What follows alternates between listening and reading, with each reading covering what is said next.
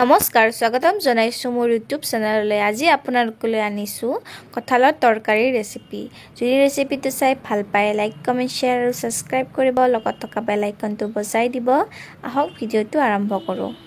কঁঠালৰ তৰকাৰী বনাবৰ কাৰণে মই কঁঠাল আৰু দুটা আলু কাটি লৈ লৈছো। এইখিনি মই এটা প্ৰেছাৰ কুকাৰত এটা চিটি আহিবৰ কাৰণে দি দিছো। এটা চিটি আহি গৈছে, এতিয়া মই গেছটো অফ কৰি দিম আৰু এইখিনি ঠাণ্ডা হ'ব দিম। ঠাণ্ডা হোৱাত মই এইখিনি উলিয়াই লৈছো। এটা মই লোৱাৰ কেৰাহী লৈ লৈছো। কেৰাহীটো গৰম হোৱাত মই তেলখিনি দি দিছো।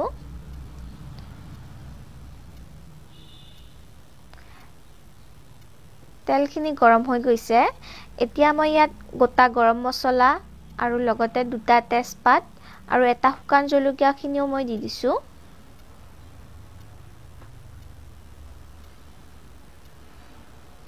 তাৰপিছত মই ইয়াত ডাঙৰকৈ কাটি থোৱা পিয়াজ দুটা মই দি দিছো। ইয়াত হালধি গুড়ি আধা চামুচ দি দিছো। এইখিনি মিক্স কৰি ল'ম। তাৰপিছত কঁঠালখিনিও মই ইয়াত দি দিছো। এইখিনি মই মিক্স কৰি ল'ম। আৰু যদি আপোনালোকে মোৰ চেনেলত নতুন হয় তেতিয়াহ'লে মোৰ চেনেলটো সাবস্ক্ৰাইব কৰিব, লগত থকা বেল আইকনটো বজাই দিব। তেতিয়াহে মোৰ নতুন নতুন ৰেচিপিৰ ভিডিঅ'ৰ নটিফিকেশ্যন আপোনালোকলৈ আহি থাকিব। এতিয়া মই নহৰু পেষ্ট মই 1.5 চামুচ দি দিছো। আদা পেষ্ট আধা চামুচ, শুকান জলকীয়াৰ পেষ্ট 1.5 চামুচ দি দিছো। এইখিনি এতিয়া মই মিক্স কৰি ল'ম। আৰু যদি আপোনালোকে মোৰ আগৰ ভিডিঅ'বিলাক চোৱা নাই তেতিয়াহ'লে চাব।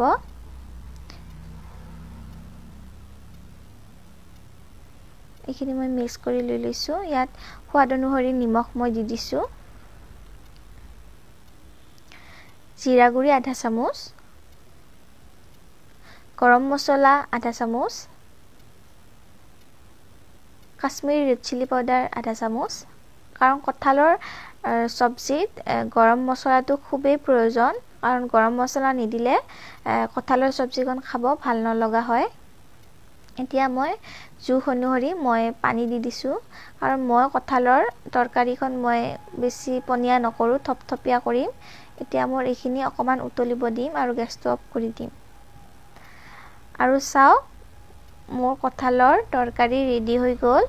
আপোনালোকে এনেদৰে ঘৰতে অতি কম সময়ৰ ভিতৰতে বনাই খাব পাৰে। আৰু যদি মোৰ ভিডিঅ'টো চাই ভাল পালে লাইক কমেন্ট শ্বেয়াৰ আৰু সাবস্ক্ৰাইব কৰিব, লগত থকা বেল আইকনটো বজাই দিব আৰু যিমান পাৰে শ্বেয়াৰ কৰিব। ধন্যবাদ।